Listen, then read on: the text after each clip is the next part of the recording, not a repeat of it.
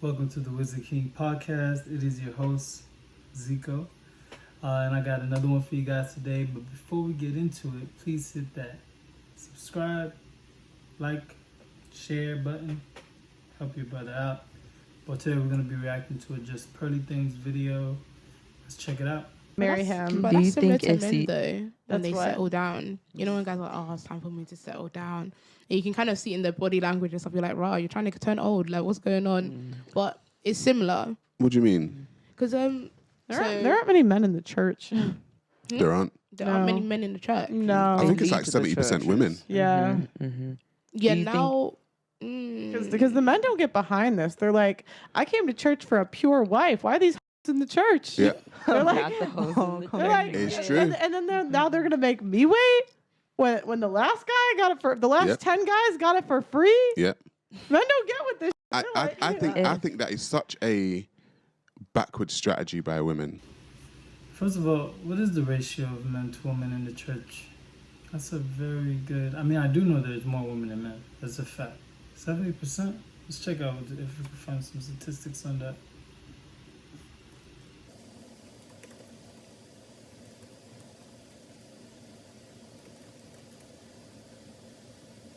Alright, so about 61% female, 39% male. This is off of Capteria.com. Okay, so they're about close. Let's look to see what the ratio of men and women is general in the world, right? So let's see.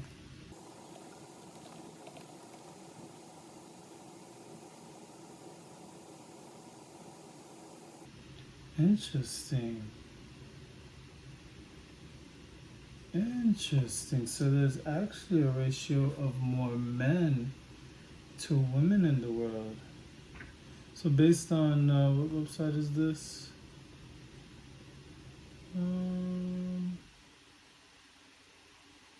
What is this? The Institute of National. This is a Over the Seas publication.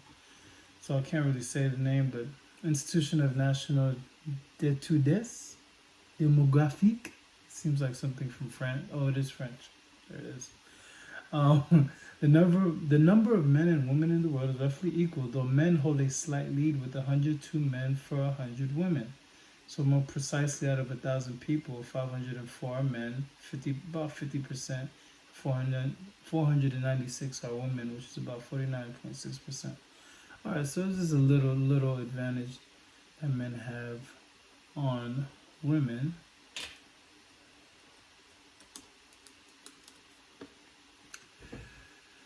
But I wonder also, so she mentioned there's like a backward strategy now, like, because, you know, a woman, I wonder how much people nowadays, because with the way that, you know, in the previous video, I talked about how, you know, I reacted to a video by Sadhguru, right? And check that out right here. But he was talking about how people had lost the concept of heaven. So I wonder how many people nowadays actually go to church looking for a relationship, which is something also very interesting.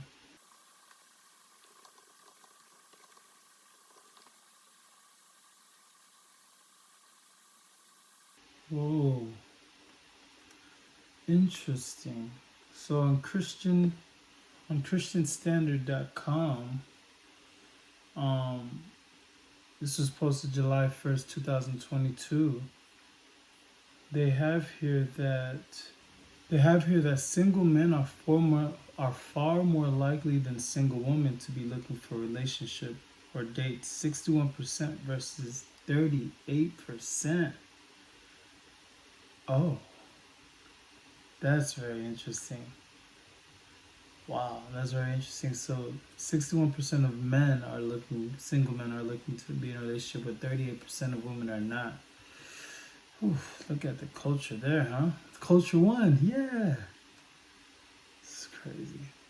Economy is gonna collapse, man. This is insane. What people don't understand is like feminism and all that, like, there were some aspects of it when it first started that were like made sense, right? But now pretty much everything is relatively equal, right? Like there's not much to fight about. Like, we're digging up things to fight about right now, right?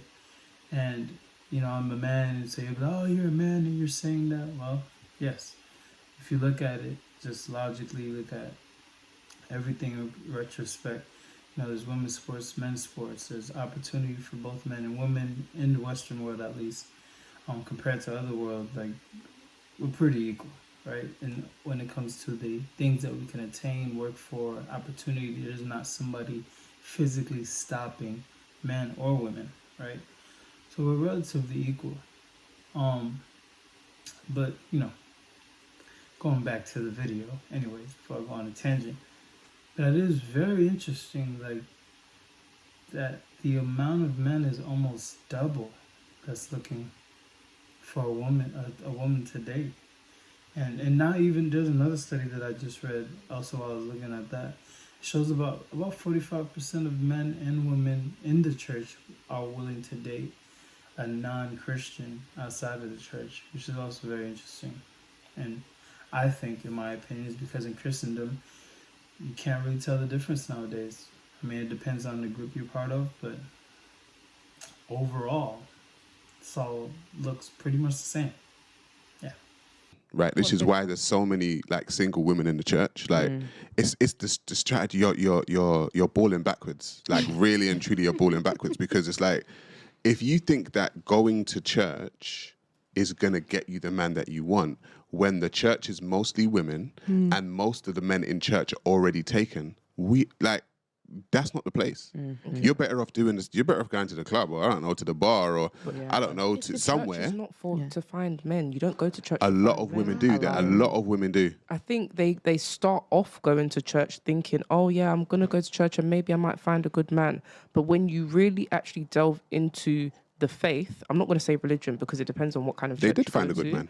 But yes, Jesus. if you but I'm saying, like, when a person goes to church and they delve into the faith, it moves away from looking for a man. You're no longer looking for a man. You're looking for your relationship with God. Once you gain that relationship with God, for whatever then you don't reason, get a man. No. You do, because you then. I feel like most of the things that you speak about, they are within women of faith. No. Yeah. No. I'll just say this. I think the characteristics that men do look for in a woman can be found in a woman of faith, but that is highly dependent on the culture that woman is from. That's a fact. You'll take most westernized women, and we have a completely different culture here than women in, let's say, Dubai, for example. When we went to Dubai for my wife's 30th birthday, and it was night and day. Married, of course, over there, women are still very covered up. And at least women that are from that culture. There's women that are from other cultures that come to work in Dubai and they're not as covered up or whatever. But for women that are of that culture, they are fully covered up. And married women, the only thing you see of married women is their eyes. No, Western culture, much different. Yeah, so it's completely opposite, right? There's what they call sexual liberty and all these different things, right? But that's not the point. The point is that, yes, these aspects, regardless, can be found of a woman of faith, but the culture does take a part in that. In this culture, we've developed a lot of different ideologies, I guess you can call, or different types of women, strong black women, on the housewife, the submissive woman, we've acted like we've created these things that act like they're separate or they're only totally separate when they actually can be composed of one woman, right? One woman can have these different qualities and can apply these different characteristics in different situations as needed, right? But in Western culture, we've taken some of these things and made them toxic, and then other things we've pushed up more. And so now just seems to be like a battle between men and women, and that's why like people like Just Pearly Things and other channels, like they call it the Red Pill community. These communities that have risen up, I guess, as male activists in a sense. It's kind of, it's like the extreme side of opposite of feminism, almost. You know, like some of these channels are great, like Just Pretty Things. She has great discussions. It's pretty cool to hear the discussions because there's so many different people, different panels. But then you have, you know, other people like, well, Andrew Tate is the big one, but it was interesting. I'm not even gonna get in that because that'll take us down another road. But what she just mentioned, it's very ideal situation if that was to come to pass. That's not what always happens. Now, do people have people come? Of course. Like if you're attracted to somebody and they invite you to church and you're like, hey, yeah, sure, okay, whatever I gotta do to, you know, to get to know you, then you'll go. But it's not always works out like that. No, I think there's some situations it's savage, because I'm not gonna lie, it depends on what type of church you go to. That's what I'm saying. If Do you go go to to a one? proper church. At the moment, no. Okay.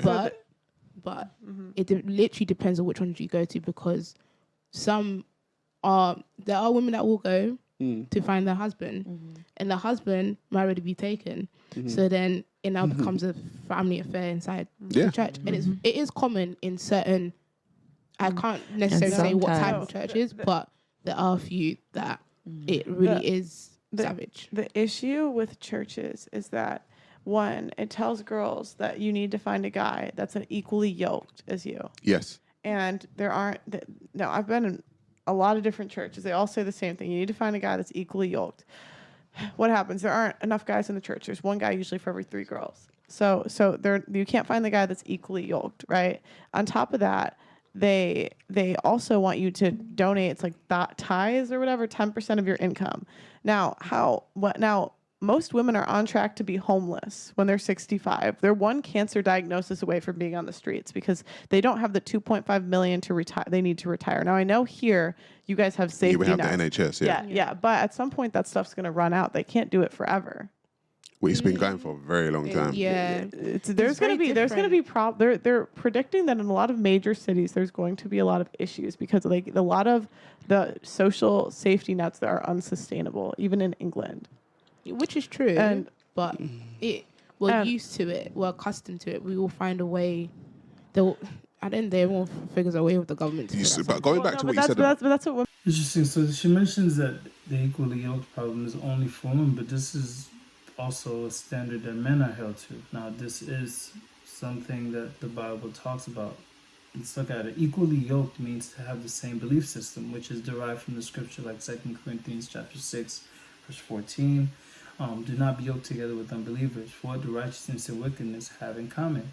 What fellowship can light have with darkness?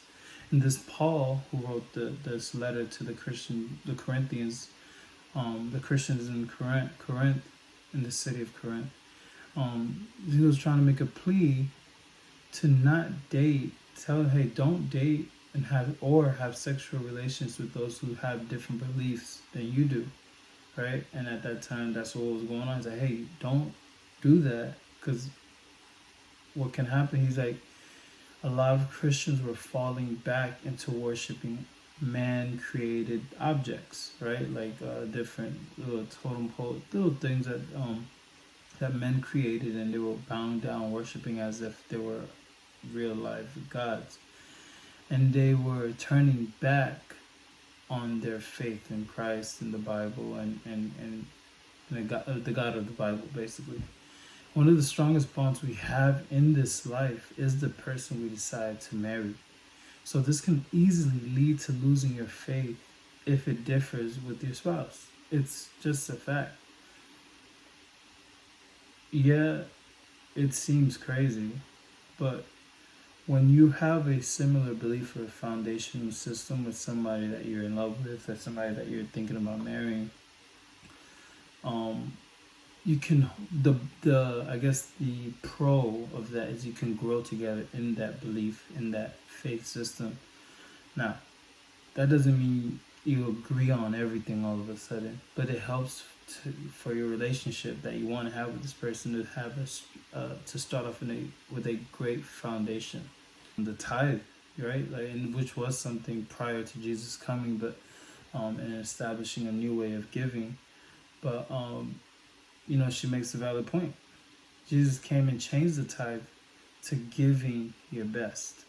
The example can be used of the widow. I don't know if you're familiar with the Bible. If you're not, there's a widow in Mark chapter 12, verse 41 through 44, who gave a penny, like all she had during the service.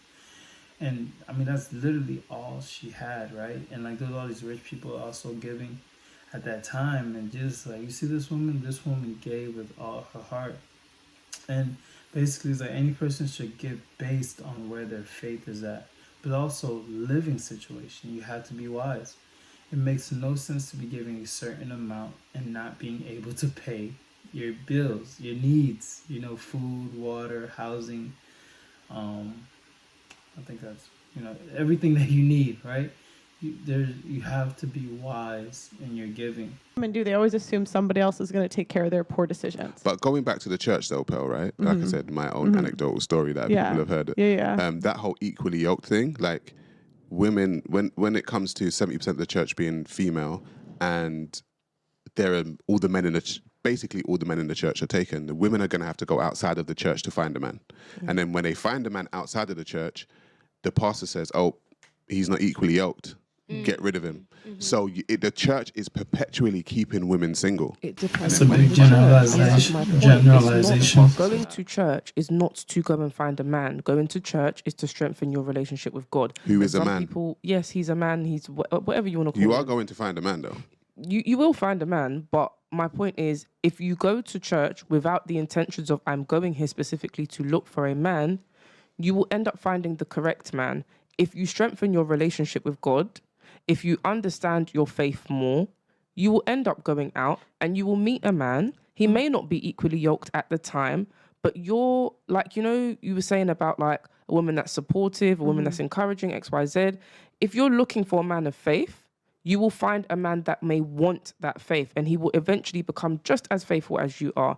Church is not for men. Then why are there so many single childless women in the church? Right. Because they're going there to heal. No, but I'm saying, but okay. But I'm saying that the results are not there. If what you're saying was true, then there would be results to show for it. This is what we call in Zico's book, my book, that's non-existent. This is what we call wishful thinking. Remember what I'm about to say. You will reap the consequences, good or bad, of your actions. Period. That is very wishful to think that you can meet somebody. I mean, is it possible? Of course, anything is possible. There's always exceptions. But no, that's not how it always works most of the time. You're like, oh, you're making your opinion. No, this is you guys know, look at your life. If you've lived long enough, you realize a lot of things you plan don't work exactly as you plan it. Every now and then it does. And it's awesome. It feels great. But most of the time, it doesn't. Yeah. But in every church I go to, even in England, it is 3 women for every 1 man. There is a surplus of single childless women. And so, like, what you're saying isn't correct, because if it was correct, there would be results to show it. Yeah. I don't know. I go to a church and every month there's at least 2 people being married. Okay, so but how many are in the congregation? They're in the congregation. What percentage of women would you say is in your church?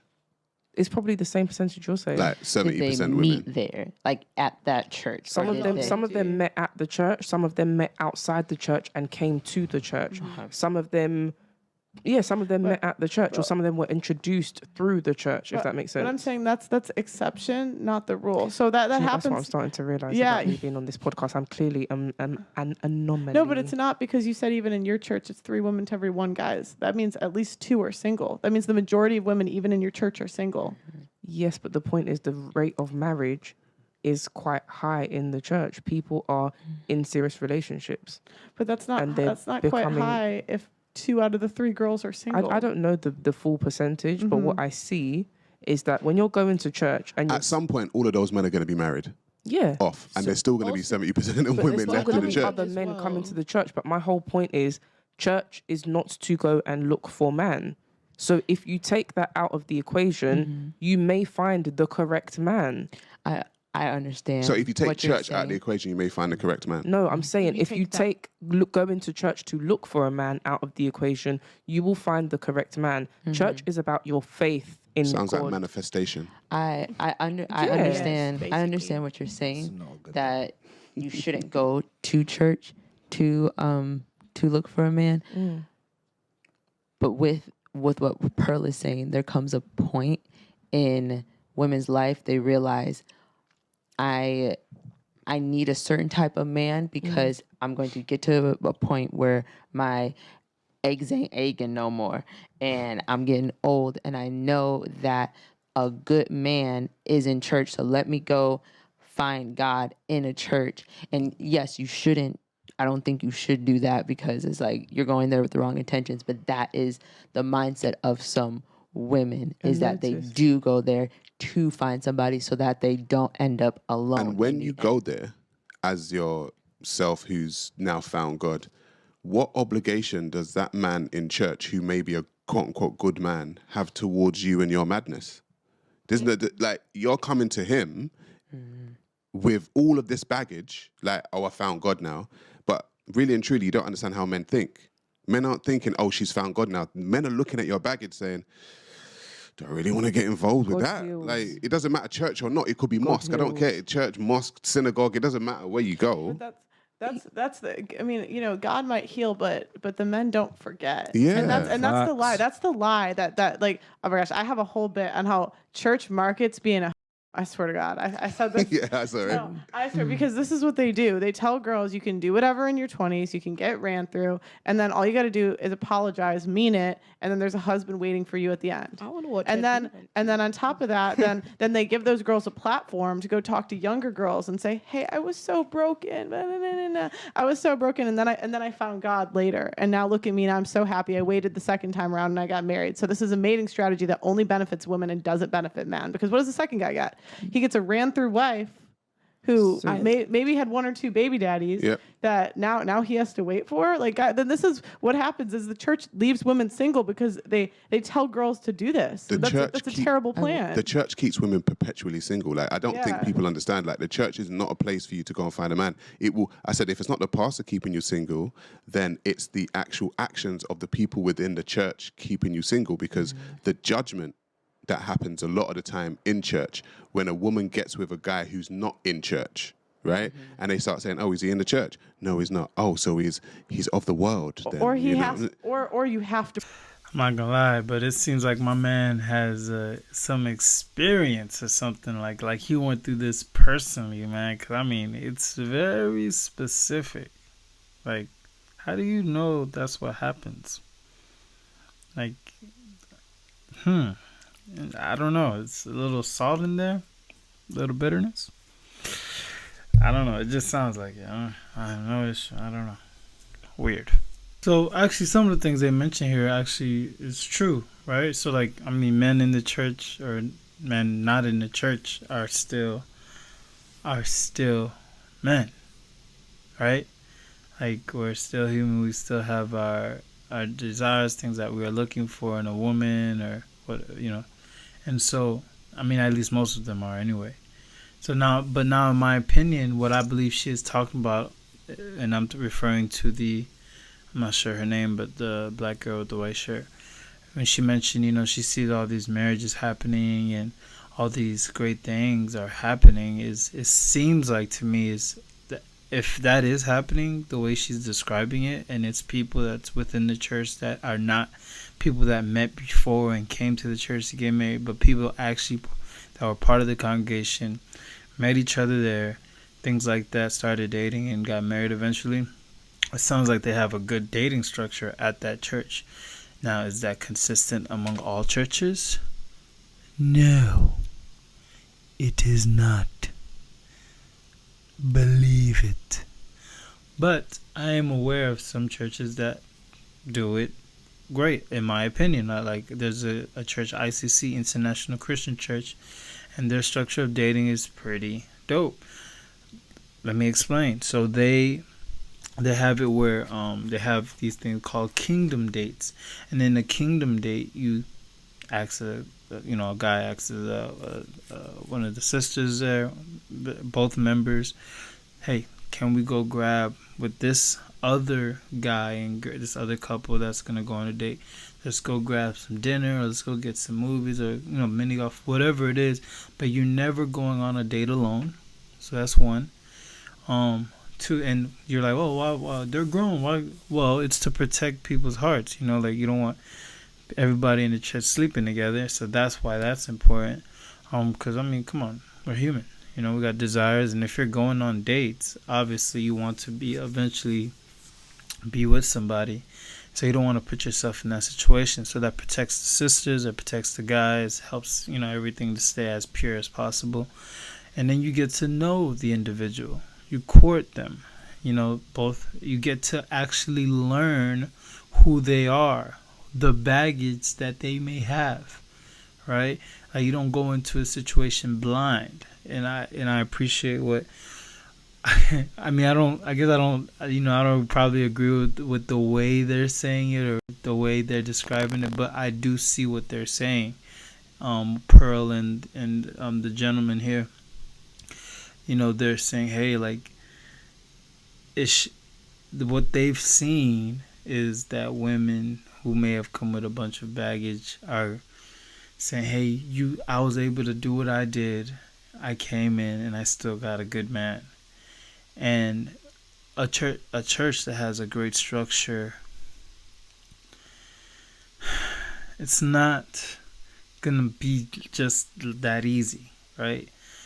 You're gonna go on dates with other couples, you're gonna get to know each other, you're gonna learn about the baggage that each person is carrying, you're gonna get advice, and then before you even start dating, you get advice from whoever is in that person's life. For example, the sisters, we have what we call discipling relationships, where we have a brother maybe over a brother, a sister over a sister. That person gives you advice. You talk to them about things. They give you biblical advice, right? Things that maybe you're not applying, or things that maybe you're hurting with, whatever. It's all from the Bible. Do our best. But then when it comes to dating, you talk to the leaders, you get the leaders involved, and it's a community effort to make sure hearts are protected, nobody's taken advantage of, and that it's kind of like courting in a sense without the parents involved. The leaders are the parents, and that's kind of weird to me. So I very slow on using that as an example, but that's if you want to think of it in that, if that's the best way of looking at it, but they're not, all they could do is give advice, right? But yeah, hearts are protected. The goal is for hearts to be protected and nobody to be taken advantage of. Also, nobody be embarrassed, right? Because if you like somebody, they don't like you, it's embarrassing if you try to ask them out, right? But it is important to have that structure, and that's what it sounds like she's explaining here. Now, going back to what just Pearly Things was talking about with what she sees the churches are doing, right? I think the churches that you'll find this the most at are those that have adopted the culture, because that's what's going on in the culture, right? And I think they've adopted the culture, and because of that, which Romans 12:1 says not to do, right? It says, do not conform to the world or to the patterns of the world. Then this is going to happen. And that's just the byproduct of adopting the culture. Bring them to the church. Yeah. What leader, guy that's a leader, that is alpha, that has the traits of a leader, is going to want to follow his woman to church, especially with the way churches are today, because even these mating strategies, they only benefit women. And they're going to church for the woman. You're not going to church for each other, you're going to church for God. If you invite God into your relationship, it will help to heal your relationship. And that's what, like, this whole thing of like forgetting about a past. Yeah, you cannot forget about a past, but it depends on your behavior moving forward. And if your behavior, let's exclude Sierra, because we're not talking about Sierra here, but if your behavior moving forward is of a faith in God manner, then God rules in your relationship and you become whole. Do you know what that sounds like? I want to hear from. Okay. Do you know what that sounds like as a man? Yeah, God rules in whose relationship? It's my relationship. Then if you've got that mindset, you will have a problem in your relationship. No, but that's the point. You like women. A lot of women don't understand how men view God and how women view God, because the reason why women gravitate towards God is because he's a powerful man. Whether it be conscious or subconscious, you gravitate towards God because it's actually a powerful man, and women are attracted to powerful male figures. A man is not sexually attracted to a powerful male figure. It's just not like he doesn't see him like that. No, but I'm right. But what I'm trying to say is the attraction for women to be attracted to powerful men is different than the attraction of a man being attracted to a powerful man. When you are constantly talking about God and your relationship with God, have you not heard women say, "I don't need a man, I've got Jesus"? Jesus is my boyfriend. Jesus, have you not heard women say that? Well, that's the end of the clip here. But I do agree with the point that, the way that men view God and the way women view God is very different. From personal experience, I believe that is similar to the relationship I've heard close friends that have been part of the military have explained with their commander and counterparts in the army. There is a respect for God because he is the supreme commander. That as a man, you're willing to head out and follow his commands. When I was growing up, I wanted to meet his expectations. He had these high expectations, and I wanted to meet them. I want him to be proud of me, and I also was afraid of him. but I wanted that like good job, young good and faithful son or whatever, right? But now he also mentioned something about who's leading the relationship. He mentioned that before. And it's very interesting, for example, I'm married, right? And so, yes, I lead my marriage, but I report to the head, the commander-in-chief, to receive instructions on how to lead it. Now, a lot of the culture has been a bit poisonous, and I say a bit to be, respectful, but it's more than a bit, poisonous towards men.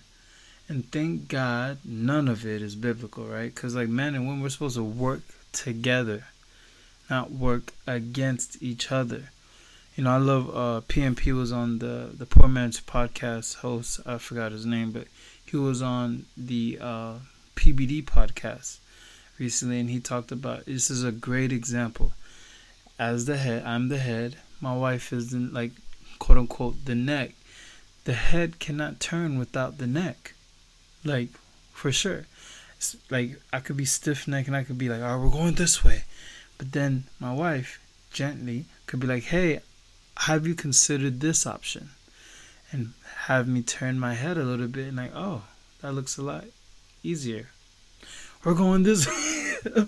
Right? So that's the great thing when men and women work together instead of against each other, we're in competition or this war or hatred. It's crap. That's not biblical at all. Look at Jesus and the way he elevated women when he first came. Women were not treated well, right, in that culture, for the most part. But when Jesus came in, he was hey, dude, we're gonna do this a little different. He had women supporting his ministry.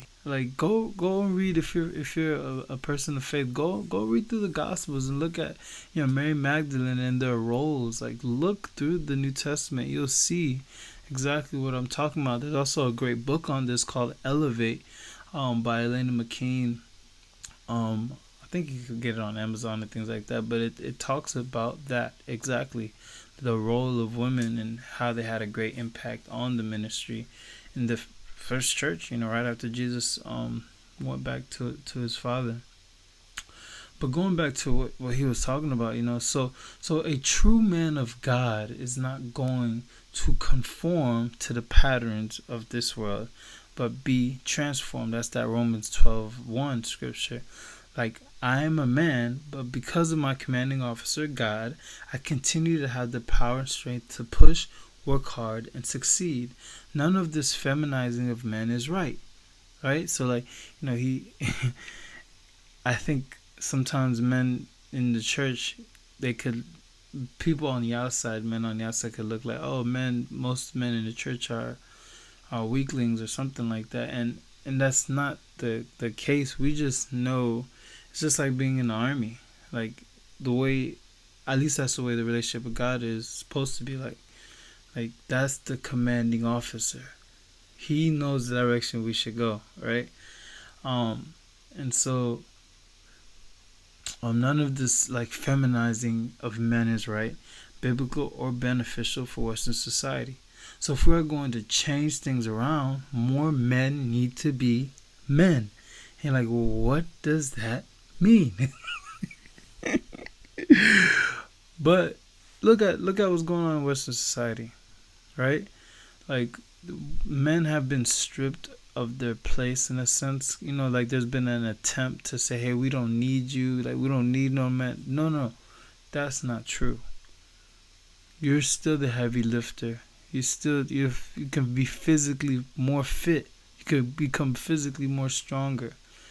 Like, men and women both have their roles, and we need to work together, because what women are good at, men are not, for the most part. Like, we can't have babies, things like that. That motherly touch, the attention to detail, the attention to other people, right? Like, men tend to be more attracted to things than communicating and talking to other people. But with women, because of women, we become more attentive to that part. Like, it's important, and vice versa. It works the same way for women. So if we are going to change things around, more men need to be men. Those who take the burden of those around them and lead them forward to a better place. That is one of the important roles of men. We need to, those around us need to be able to look up to us, even if they have a father or not. But if you're a man who's going after taking responsibility in his own life, other people will be inspired by that and want to follow you. Men who set the example by the work ethic, character, and resilience. Those are men that we should be. These are the type of men that the world needs, especially the Western world right now. Like, we're in a just dire place, and I don't know if I see a way out, but I do know that when men rise up, things change. But that's all I got for you guys today. Hope you enjoyed the video. Please, again, hit that subscribe, like, and share button. I'll catch you in the next one. Peace.